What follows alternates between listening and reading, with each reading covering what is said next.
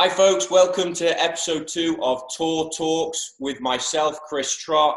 Now this episode, I am joined by someone who been thinking of many ways to introduce him, but the truth is he's the office go-to pick. Anytime the PGA Tour comes on, this guy who's a rookie on the PGA Tour is someone that I know all the boys in the office look for straight away to see how he's getting on, because he's an office favorite. And I know as play goes on, he's going to become a favorite of us all. So Harry Higgs, welcome to Tour Talks. Yeah, awesome. Thank you very much. I appreciate the kind words. I don't know why anybody would want to watch me play golf, but I will certainly take it. That's for sure. So tell me, you know, we're in this self-isolation, and I did some preparation before, so I know a bit about your setup, but what's your setup going on? You tell us for the purposes here. I mean, our golf course, Trinity Forest, it's closed. I think we've got some good news that Dallas County here deemed golf essential, and that we may be able to open starting tomorrow. And it'll just be go out and walk and play, no anything open. So I really have not done a whole lot the last, I guess it's really almost 2 weeks. I don't even really know how long I've been sitting at my house. You obviously lose what day it is very quickly. I'm in a condo in Dallas, and I have 2 bedrooms, one of which my brother used to live in. He's since moved out. So I put his bed in the closet, put the box spring and the bed frame in the closet, and I turned that into my home gym. So I've got a bench, I've got some resistance bands, I've got some dumbbells on order. Nice. And that's kind of just really when I work up the courage to go in there and sweat for an hour, I do that. And then I sit, I'm watching the Augusta National Women's AM replay now. I've watched Masters final round highlights from the last 8 years probably. I'm a Philadelphia Eagles fan, and I watched the Super Bowl that we won over New England. I've seen that twice actually now at full. So I mean, I'm catching up on. It's not really catching up. I'm watching sports I've already watched. Trying to stay in some shape. Trying to get at least an hour's worth of sweat a day, and then hopefully here in the next few days go out and start blowing the rust off the golf clubs. So I heard you watched that Philadelphia Eagles game on an airplane, right? Down into one of your Latino America tour events. Yep. Oh gosh. No, that was the World Series. That was 2000. I think it was 15. Yeah, 2015.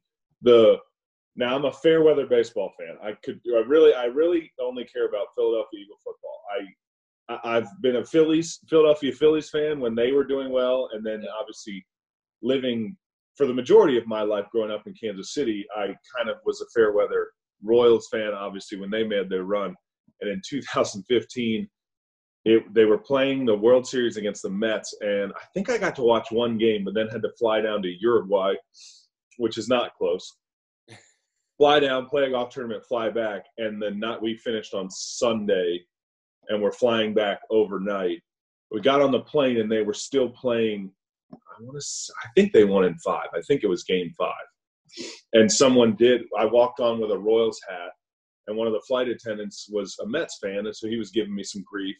And I just straight up asked him, I said, dude, I know that there's stuff that you guys as flight attendants and crew, you are more in tune than we are. I know you shut all this stuff off for us. Is there a way I can watch this?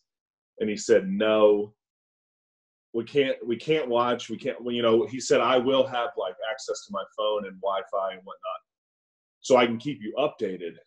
But I got a 12-hour flight from Uruguay to Miami, and I had it down. That was towards the end of the year. I've done a few 12-hour flights. I had my routine down. It's a drink as soon as you can get one, preferably 1 or 2 in the airport waiting to get on the plane. It's a drink as soon as you can get one on the plane. And then you have to watch a movie that's anywhere from an hour 15 to an hour 45. You can't watch a 2-hour movie. During said movie, you just have to keep drinking and drinking and drinking. And then after the movie, I would just pass out. So I stuck to my routine. I didn't want to stay up to try to get updates. And sure enough, I woke up and they had to wake me up. It was a long week in Uruguay. They had to wake me up as we landed. And sure enough, I woke up and I had a note taped to my chest. And he had said, I couldn't find it. I looked for it recently, but he said, congratulations, your Kansas City Royals beat my New York Mets in the World Series. That's how I found out. But I mean, I will admit for all of my friends that I'm sure will listen to this and they give me all kinds of grief that, you flip between the Phillies and the Royals. I really don't care about baseball. I was a Fairweather Royals fan for sure. So it's funny that you say you've got it dialed, because I remember getting on a flight with you first time, or second time I met you. First time was very briefly in Napa, and I was like, I think that's Harry Higgs. I'm not sure. And you sat across the aisle, and straight away you got the speakers on, you got everything everywhere, and I'm like, he looks dialed. This guy knows what he's doing traveling. He's either a tour player or he's making money as a businessman. He's like scooting around, and you're sweet talking the girl serving you, and she's getting you something dialed on, and then you're like, I can't get the game. I was like, this man knows what he's doing. And obviously, you gotta be very, very nice, very kind to the flight attendants and crew. Just in case something happens and you need something. But no, it doesn't really fit with my personality, but I definitely, in an airport, I try to put my headphones on as fast as possible. Not that I ever get recognized, because I am not at that stature yet, but I love to put a hat on and put some headphones on and just nice and quietly go about my business, get on the plane, get off, lug all those big old bags you guys make us carry around. We got to figure that out. So tell me though, I mean, you seem to already, listening to this, adapt extremely well to the situation that you're put in. And, we'll get through it here, but for people who haven't followed your career, you're Latino America, you've played Corn Ferry, you've had success in both places, Load and Monday qualifiers. How do you change so quickly to your circumstances to just get the best out of your game? And then let's flip that it's a two-part question. See what I've done there. But let's flip that to where we're at right now. How are you, Harry Higgs, mentally dealing with, you set up the gym, but you are quite personable. I mean, you joke that you're not, but you are. And it's got to be hard, right, for you? Sure. Oh, gosh, yeah. I'm personable when it matters. I do love time at home sitting on the couch by myself. I do not get a ton of it, nor do I seek a ton of it. Like, I like to have friends around, and obviously usually revolves around sports, a big game or whatnot, and I'm at home, we get friends around, we have dinner, we sit and watch, we have a few drinks. So that part I'm missing for sure. And I would say the golf side of everything in my journey, it was just kind of always, I felt like the first probably 2 or 3 years, I would say it would have been 3 years. So the first year in Latin America, and then I was a conditional member on the Corn Ferry Tour. And then my third full year, I had no status anywhere. So you're playing a lot of mini tour events, Monday qualifiers and whatnot. I always knew that I was good enough.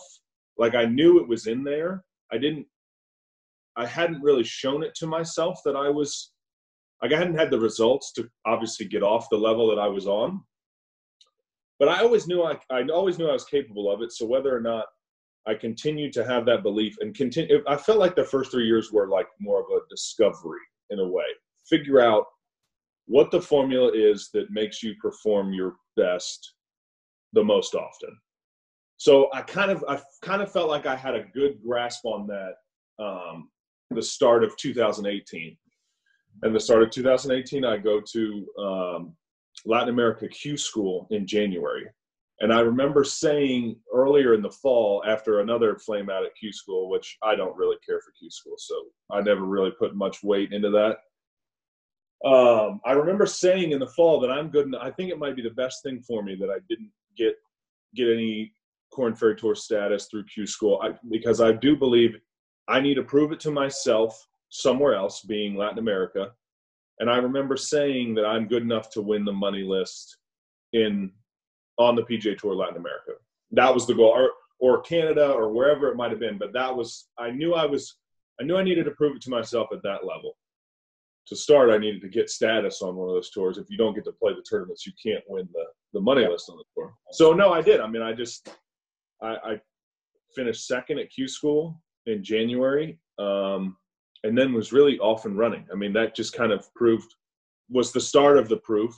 I finished third in the second event we played, and that was kind of nice. I think I had another 3, 4, 5 top 5 finishes, won one of them, and sure enough, at the end, I barely came out on top. And then it was really just like, okay, well, I've got the formula. Nothing needs to change. You get out on the Korn Ferry Tour, and the first couple of weeks, quite honestly, I played like a dog, but I finished in the top 25 3 or 4 times to start the year. And I'm thinking, man, I felt like if I truly, truly gave myself a grade for those events, I don't know that I even would get a B or B minus. Those felt like C game kind of things. Not that, just execution stuff. Not that I wasn't as sharp mentally or whatnot.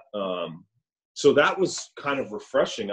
Fortunately, the results were average or better than average, but my game was less than average. So I kind of thought, well, I mean, if I continue to do this and get my, get a better handle on the execution side, I'm going to start beating darn near everybody here, which was, again, I had no proof of it, but I knew that if I could stick to my formula, which worked the year before, and I started executing just a few golf shots well, it was gonna work out. I had another great year, and then it was kind of literally just run it back, the exact same thing on the PGA Tour to start. And obviously I was very fortunate to have some good results early, which make it easier to continue and not second guess your formula. But man, I really do feel like the first couple of years get knocked down a little bit here and there. And you say get knocked down, but I remember playing like 4 or 5 mini tour events in a row, and I shot under par every single round in all 4 of the events in a row. And I think the best finish I had was like 12th. I mean, you are doing well. It's just you're getting lapped.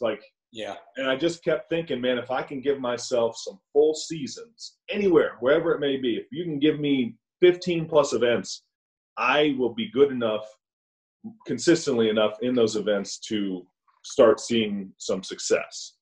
And I mean, there's a great podcast that I've listened to with you, and I was engaged from start to finish. And if you're interested in being a player, or if you're an AJGA kid, you really touch on how to manage your game. And I don't want to make you repeat that again for the sake of saving your time. But when we're in a time like this, is there anything that you can give to advice to people maybe watching it, players that are now mini tour or are juniors and are sat there and like, I want to do what Harry Higgs has done. I want to achieve that. I want to have the picture of Rio behind me there, just to bring back the Latinoamerica stuff. Yeah, I didn't even notice I was there. Yeah, I got that on literally at the base of the Christ the Redeemer. We went up there in 2015. We went up there. I'm not a big heights fan. It was the scariest thing of all time, but it is pretty cool up there. But it's a great tip of the cap to the journey. You know what I mean? Yeah. No. I would say to anybody on a mini tour or anybody like me, those first 3 years, that you are literally just, you're losing money and you're just getting beaten down. If you don't shoot 65 for 4 consecutive days, you don't win. But know that, shooting under par and even contending a few times a year, that is making you better. You have to, and it wasn't that I stopped thinking about the results, because we all are, everything's results based. You want to do well, you want to make money, you want to level off and get off that tour and get to the next level. But I really felt like I always had a good grasp on, okay, I just shot 4 under par rounds, maybe I finished 15th, I was 6-7 off the lead, 4 or 5 out of a top 5 finish. And then if you really think about it, man, there was a couple, and this was always the accumulation of my formula. Man, there were a couple shots I hit without being decisive enough. Maybe there was a chance I took and I didn't execute it. So that's, it's okay. We went for it. And, next time, think through how I could execute it better. But there are just so many guys, as everyone well knows, that are so good and more than capable of playing the PGA Tour. You have to, for most of us, you have to embrace the process and the the crap. I mean, when you shoot 4 under par rounds in a row and you finish 20th, you got to find a way to make that a positive, because I mean, you do that 3 or 4 times in a row and you can really get down on yourself, which I certainly did. Fortunately, kind of a personality trait that I think has really helped me is just like the eternal optimist. Yeah. Not that it's all the time, but you know, just always thinking that, hey, if I clean this up here and there, next thing you know, I'm winning. And it wasn't a knock on anybody else, but anytime I was beaten, I always looked at the names, or maybe they were guys that I knew, and I just felt like, you know, they won, they beat me, so they were better than me this week. But man, I'm better than overall. You know, if we were to play a 10, 15 event schedule and they were in the same events, I'm going to beat them by the end of the year. And that was kind of my thing. Obviously getting the full schedule starting 2018 in Latin America, that was huge. And then I've been giving myself, you know, more full schedules. If you can give me, I really do think the way that I play golf, if you can give me 20, 25 events, I will do just fine. Now my formula is not changing, but I'm trying to find ways to get to the top level, to play we always joke that there's 2 tours. There's a PGA Tour, and then there's the Platinum Tour, where, you know, the top 50 in the world play and they just roll out and feels like they win or contend every week. Now I'm trying to piece together a formula to get there. And it won't be too dissimilar to the one that I'm using currently. Everybody is capable of it. I believe that I am capable of it. So I need a little bit more of the evidence gathering. I've had some nice weeks, a few chances to win, and those are nice to have, because now you can think on, okay, how could that have been differently? Would I even have done anything differently? You know, there's a couple times where at Torrey Pines, I had a great week, and I remember getting on that back 9, and Leishman was kind of already running away with it. So had he not run away with it, I think I would have turned it tied for the lead. And I was in between clubs on every shot on that back 9. So you just kind of chalk that up to, oh, well, and I stuck to it. Like I hit the shot that I felt was appropriate. I think I shot even on the back 9, maybe a birdie and a bogey. And that was really it. Like, there's not much I can dwell on there. It does sometimes fall to whether you get lucky enough or your ball ends up in a spot where you have a good yardage for a certain club and you see the shot. Like, there are times when I see them and I'm full go, and there's times when I'm not, and that's that. We hit it to where I know I can score from, and I just keep going, keep plugging. And yeah, I mean, it's pure patience, though, having felt that. I mean, if I look now and sort of taking a breather, let's look at the current picture. Official world golf rank 135, FedEx Cup 42nd, strokes gained off the tee, you're factoring there 22nd. Driving distance these days, to give the viewers an idea, you're at 300 yards. That chalks in at 81st. Yeah. I mean, I remember when 300 yards, you were like John Daly. That was sure. You. Yeah. And then you've had the top 10 at the Farmers that you're talking about, 9th, and you're saying that there was no yardage you could hit on the back 9, so it was a disciplined, patient finish. Yeah. Second in Bermuda. I don't want to discredit the start of the season when you come and play the fall, but Torrey Pines 9th versus Bermuda 2nd. I mean, Tiger Woods is playing Torrey Pines. Sure. It's the real deal, you know what I mean? Well, I mean, I joke too. I had played, I think Torrey was my 9th or 10th event. So I'd played 8 or 9 events, and Tiger hadn't played in any one of them, and then Tiger shows up. And I joked with friends that, like, I really feel like I haven't played a PGA Tour event because Tiger hasn't shown up yet. I'm glad. I wasn't sure to say that or not, but like, you've not come to play. You're 135th in the order in the world, and you're top 10 in when the big cat's turning up. I mean, you've got. Yeah. I mean, and Tiger finished tied 9th as well. So we played one event together, and he's yet to beat me.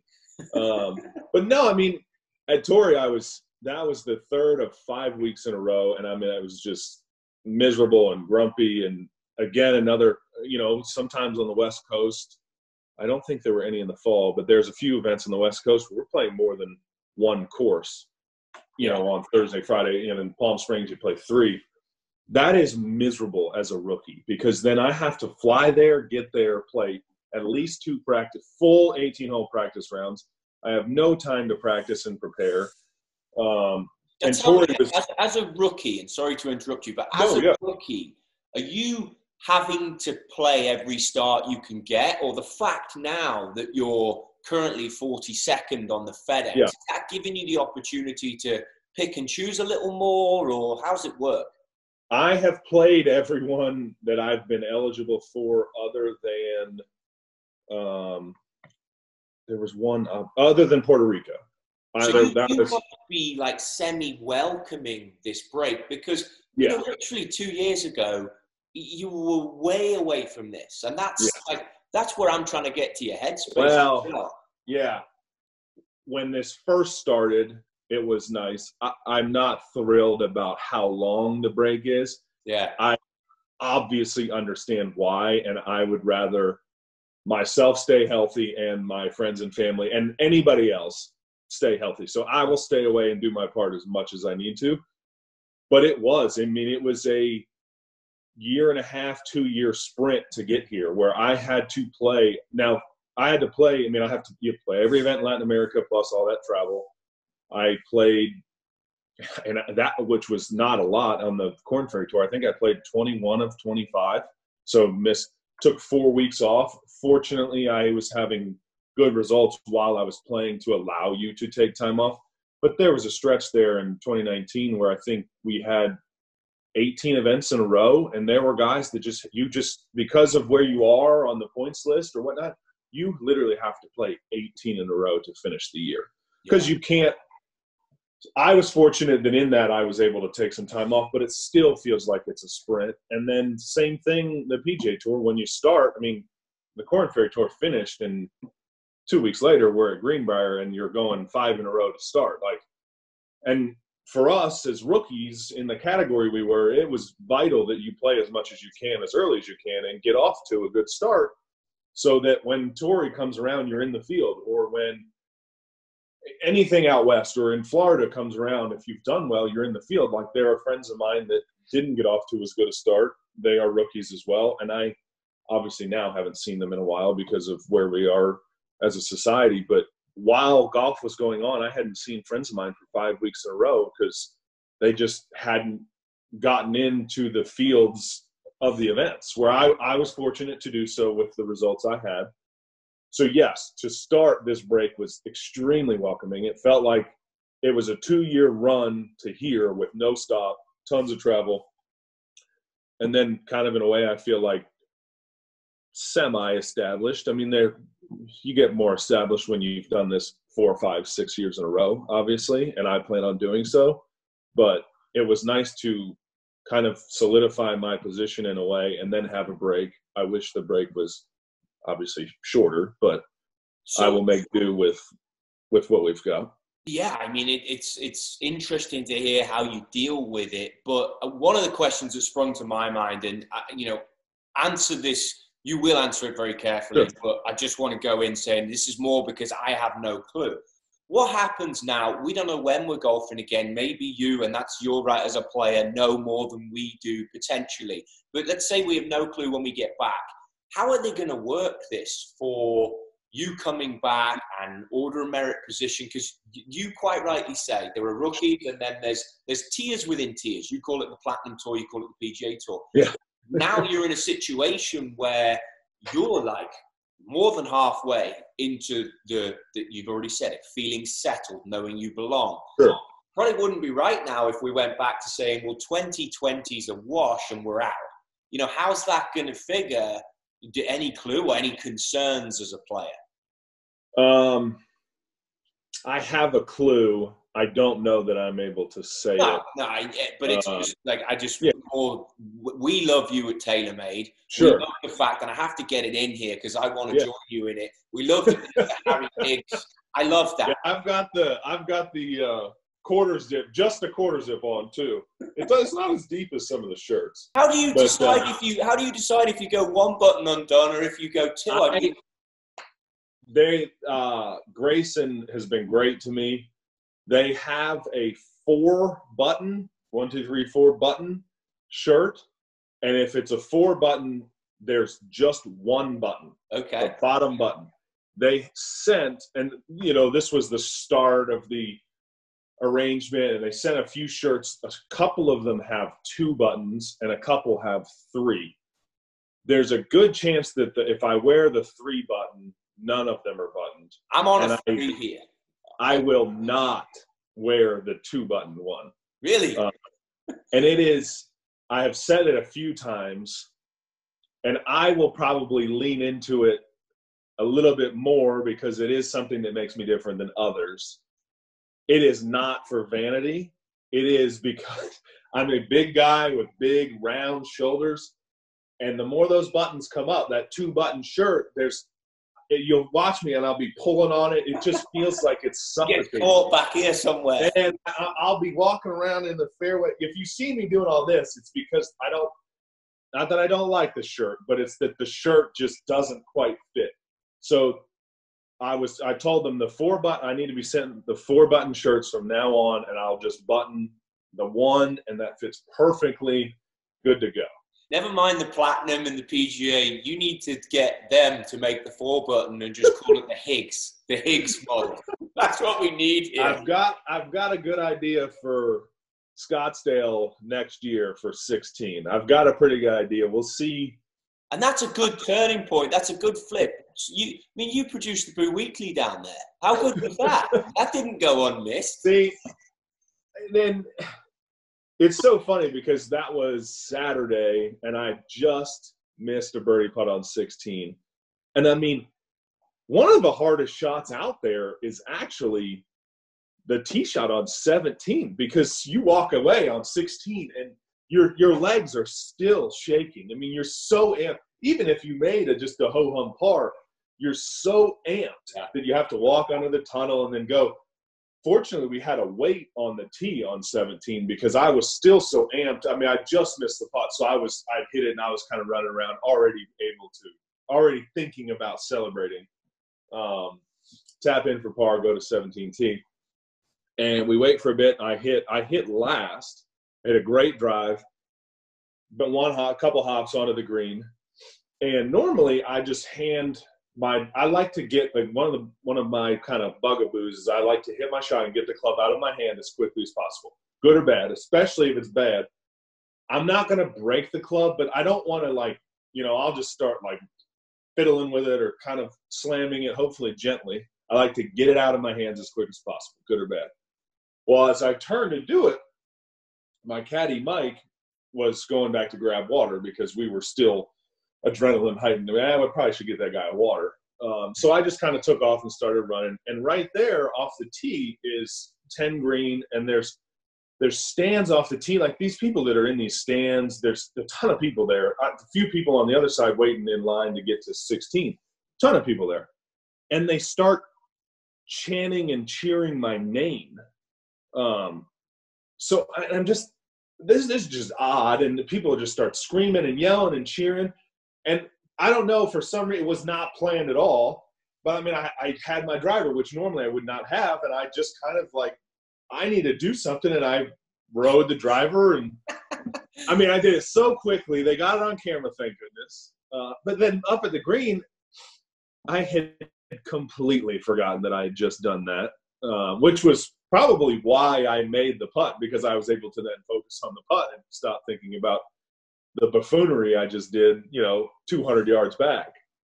So, no, I had so much fun that week. And to start, that was after Torrey. So Torrey was a whole lot. I mean, I was in contention for a good part of the week, and there's a ton of people there. I was pretty tired. And I remember getting to Scottsdale and thinking, man, this is too much. I don't even know if I'm ever going to come back to this event. There's just a lot going on. It's hard to focus on your golf. And that was kind of my thought through Monday and Tuesday. And then I got some time to rest on Wednesday, practice a little bit, teed off Thursday. And, man, by the time I got to 16 for the first time on Thursday, which was my 7th hole in the afternoon, I was like, man, this is sweet. I think this is built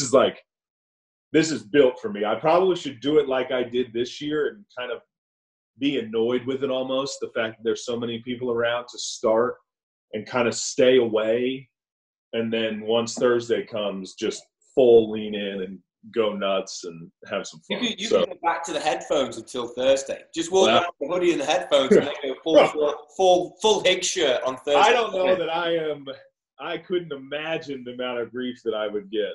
I don't know if I'm strong enough to do that and take the punishment from the rest of the guys. So when we return back to normal here, the events now that we've missed, because we missed a few and you may take them off in the future or not, but is there any that you sat there going, man, I can't wait to play that, and I'm going to wait another year potentially, but I'm looking forward to it? That team event in New Orleans, that I was looking forward to that. I was going to play with Michael Gellerman, a good friend of mine. We grew up playing junior golf together, so that was going to be fun. It's a great town as well. Yeah, I've played some mini tour events in and around outside New Orleans. I've never really, and that was going to be our plan. We were going to have me and him and maybe a couple other guys, and we were just going to rent a big house and just be done with it. Near the city, go do all the fun, probably drive out hungover to the golf course, play, and then go back and do more fun. I was really looking forward to that. And then selfishly for me, the Nelson here in Dallas, I haven't, being a Dallas resident now, I haven't played in a Nelson. And then this was potentially the last year that Trinity Forest, my home club, was going to host the event. So that was going to be really, really cool. Again, I'm doing my part. I'm bummed that I didn't get to play my hometown event at my home golf course, but there's bigger things in the world going on obviously now. Yeah. But we'll see. And the tour is going to do their best in terms of trying to get as many events that were canceled rescheduled. They sent out a rough estimate of the schedule today. It looks like there's 3 or 4 events that will kind of be filled in, basically. I do not know. Maybe hopefully there's one or two here in Texas. Maybe we can do a little Colonial and then head over to Trinity Forest for the Nelson. Yeah, we'll see. I get it. And then when you look at where you're at now, and it's the last golf question before I have some equipment questions, obviously, because it wouldn't be chatting with me if we couldn't get to that point. But, you played with Adam Scott in Napa, I think, on the final round. Yep. Is there anyone else, or I imagine, well, I'm hoping as a golf fan that there's a few things that you learned from that or picked up for being around him. But is there anyone or any who's been so influential, be it from, I don't know, a family member, a friend at the golf course, to what we all obviously want to hear, a big name player who's come up and said, hey, dude, this is cool, and I'd maybe do this, do that? Or have you asked anyone a question that you wanted to ask? Ooh. Adam Scott I stumped you because you have a lot of chat for everything, so I wanted to get you before we're out. I don't get enough. No, I don't think I've done it. I don't think I've done enough personally to ask others that are in positions that I'd like to be in. Adam Scott was cool, really cool, and he swings the club so well that you find yourself swinging it well. Like I really wasn't doing that well in Napa in terms of how I was striking the ball, and he just makes this beautiful swing every time. You're like, that can't be that hard, and you walk in there and do it. But it was, and to no fault of his own, we talked the entire day pretty much. But Adam never once asked me a question. So all of the talking was, and I just, ask him where he's from, this, and this. And, he said he lives in Switzerland and the Bahamas, right? Like he splits time between there. He didn't ask me, but I'm thinking, man, this is different. I live in a condo that my dad owns in Dallas. Like we are on 2 completely different spectrums right here. Platinum tour for sure. Yeah, and he's well earned that too. Yeah. I hope that, I think he's probably darn near played 20 years or so. Yeah. I hope that when I did joke with him, I said there were a few, I doubled the first hole, almost hit it out of bounds. I didn't even know there was out of bounds. Just nerves with who you're with? Yeah, I mean, it was nerves for sure. Being Sunday and kind of, we weren't really near the lead, but a good day today, gets you a nice finish. Just met Adam Scott.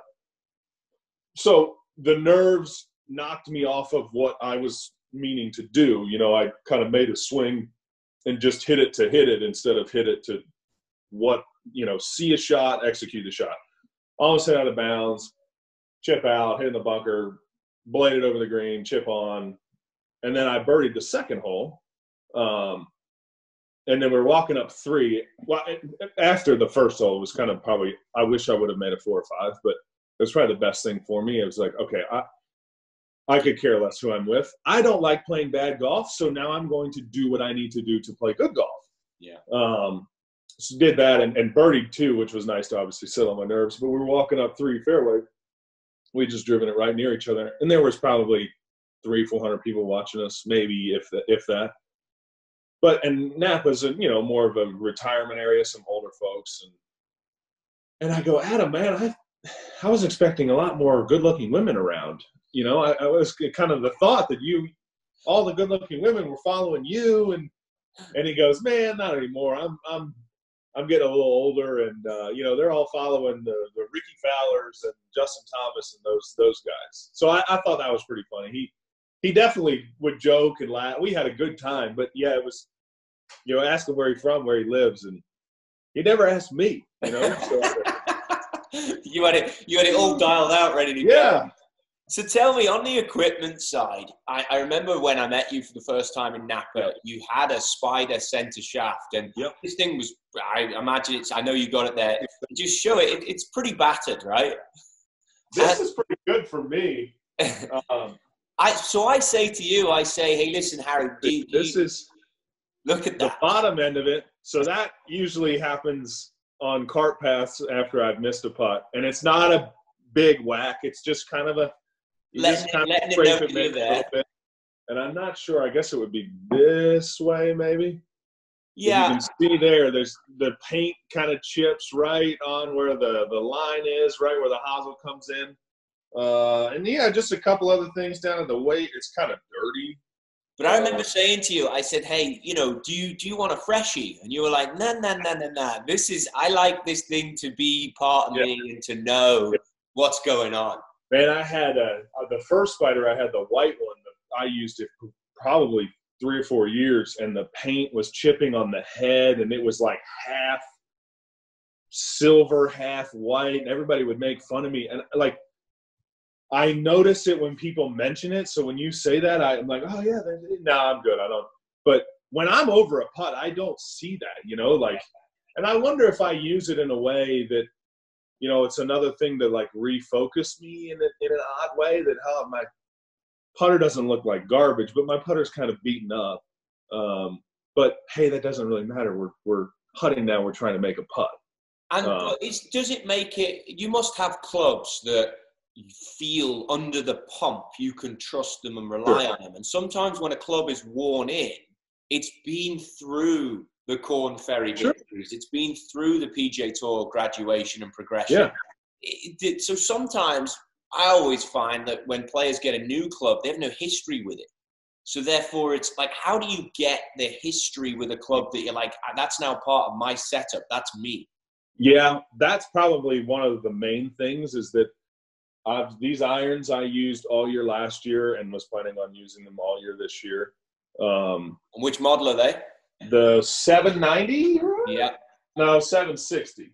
Okay. 760. Sorry. The equipment stuff. It's all good. This is probably the first time you've looked at them, right? I mean, really, I just hit them. Give it to me and I'll hit it. The one thing I do not do is change wedges enough. I need to probably be better at that. But then again, like, I'm still in the way. I don't really like asking people for things. And that's obviously what I'm going to ask you. We don't see enough of you on the trailer, for sure. We would love to see more of you. And is that, do you think, a way of the style that you've come onto the tour that you've not really got your head around what this equipment world is yet? I think it's less that. Like, I think I would have a good idea. And I come in there when I know something is off, or maybe I don't know, but I think, and I have a good inclination that something's off, and I'd like to, and I've got a solution for it. And that's kind of backwards in a way, because you guys are so good at what you do that I could come in there and you could solve it immediately, but I like to be the one that comes to, or at least comes to you guys with a solution to what might be off. Because I remember you came on, again, sorry to interrupt, but you came on just around Tory or just after Tory. And I know our tech, Wade, saw you, and you come on and you're like, oh, I want a regrip or something. And you're like, it was as simple as, I'm not sure what grip it is, or I'm not sure how many tapes it is. But just do something and then pass it me. And you took it and you literally went, yeah, that's good enough. Yeah. Like, what? And you walk out and Wade straight away goes, I like that guy. He can come in as much as he wants. It's not. For me, it always has been like feel in the hands and the way that the club looks as I'm about to strike a shot. And that's something that is so personal to me. It's, it'd be next to impossible for you guys. And I'm so poor at explaining it anyway that it really, it's not a waste of our time, but it would waste our time for me to go in there and try to like dive into what I think and feel. And then you guys try to make a change that might or might not help me execute shots better. Like, man, I know that the clubs, the one thing I never really like my 5-iron, and I always feel like my 5-iron is the one that, and I don't even get these things like looked at lies and lofts. I probably should do that. That's more. Job number one. We're doing that when we get back. Yeah. And then like sometimes my wedges, again, lies and lofts, sometimes they just feel different. Like when I grip the club, I'm like, man, the toe's off the ground more than it used to be, or the toe's into the ground more. But I kind of just keep going. Obviously, I could be a little better because the equipment, especially the stuff TaylorMade makes, which is, everything I have is TaylorMade. The equipment can be such an advantage. Do you know? But, I mean, I've gone that year in Latin America. I won the money list. I had the PSI irons that were, I think that was that at the end of that year, that was 3 years with those. I broke the 7-iron. I think it was, I don't remember, but I think it was out of anger. I broke the 7-iron, and I was using a ping 7-iron because it was the only 7-iron I could find. So I had, for the last half of that year, I had a ping 7-iron and 3-year-old irons in my golf bag. And it was just like, it was like a badge of honor for me in a way. Like, I'm just going to beat all these guys with this stuff anyway. That driver that I used the driver for the M5 for 2-3 years, however long it was out. Like the moment I got it to the moment the new one came out, and the sim driver.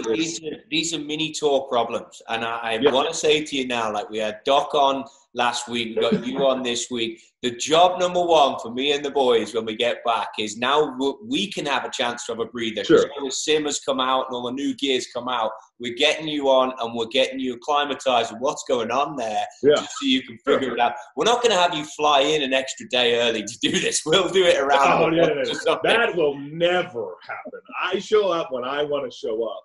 So I do what I want to do. And then some of it is like I would just rather take care of my business and leave. I get it. I mean, you guys are all such great friends too. Like, what I would probably and should go do is just hang out. Like, don't even bring my golf clubs. You're welcome. We got big coffee. We got everything. Well, I've seen the trailer. It's got everything. Trust me. I've seen it, I think, twice.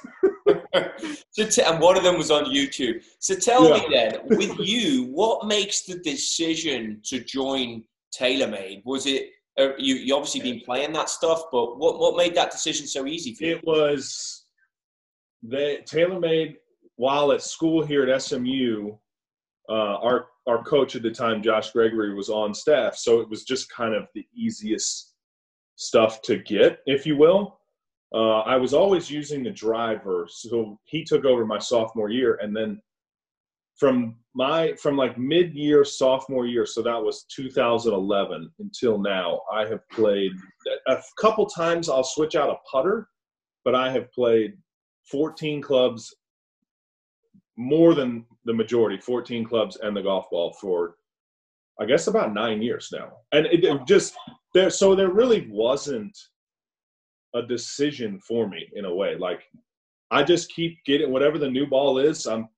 I have been fortunate enough, and now I guess I definitely will get the new ball whenever it comes out.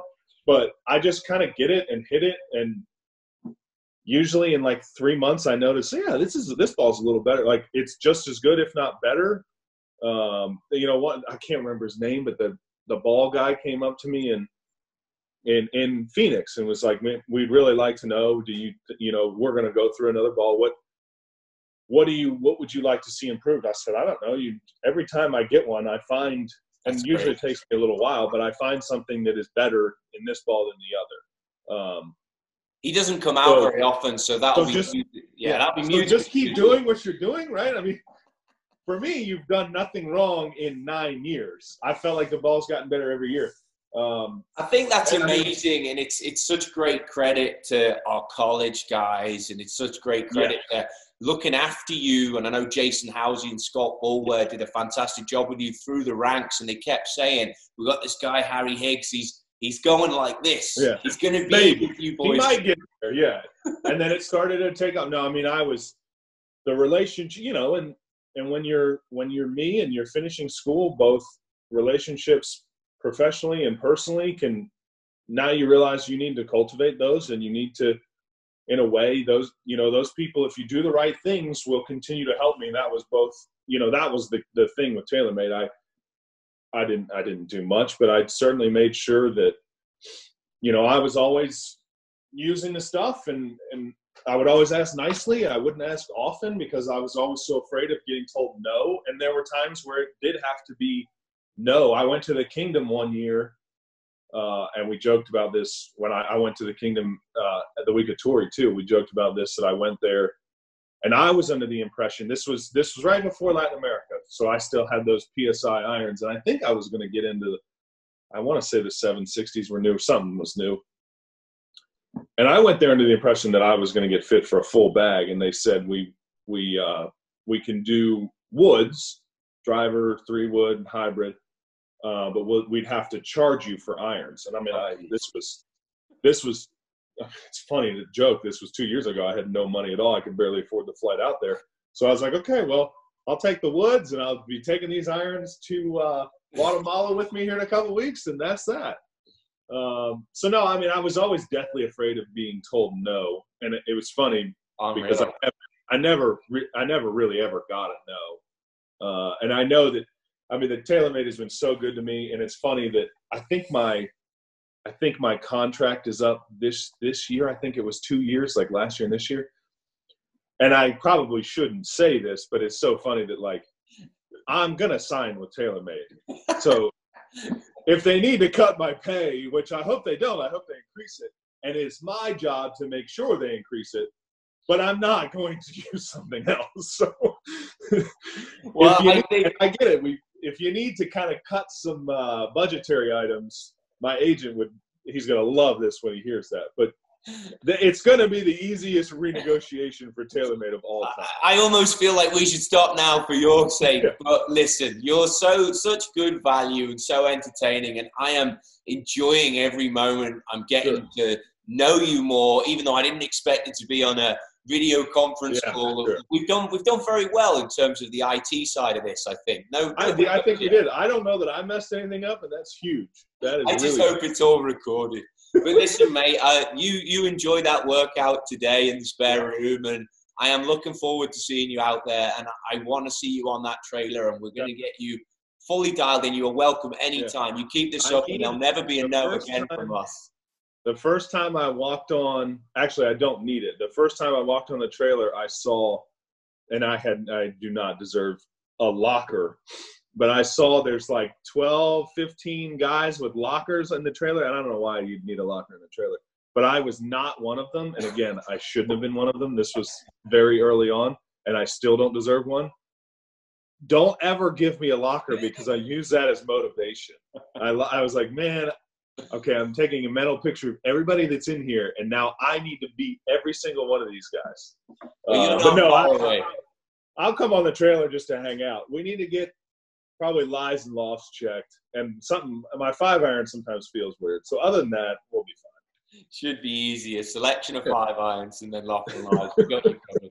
Well, thanks for joining, buddy. And it's great insight, like I say. Stay safe, and hopefully we'll see you again soon here and get back out doing our thing. Yeah, I guess about 10 weeks from now we should be golfing again. So fantastic. Hopefully it feels sooner rather than later. But no, thanks for having me on. Take care of yourself. Awesome. Stay safe, buddy. Yeah, you too. Cheers, Harry.